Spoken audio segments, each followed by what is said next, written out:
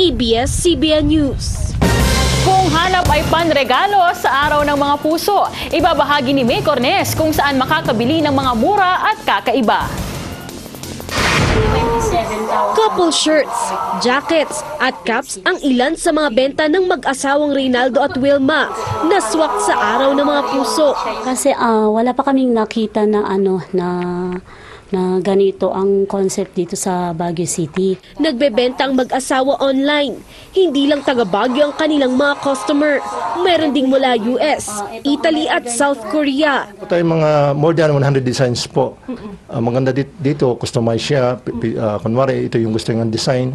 Pipili pa sila ng anong kulay ng t-shirt. Mayroon tayong binig or long sleeve or raglan. Sila mismo ang nagdidisenyo at gumagawa ng mga ito. Dati kasi akong graphic artist.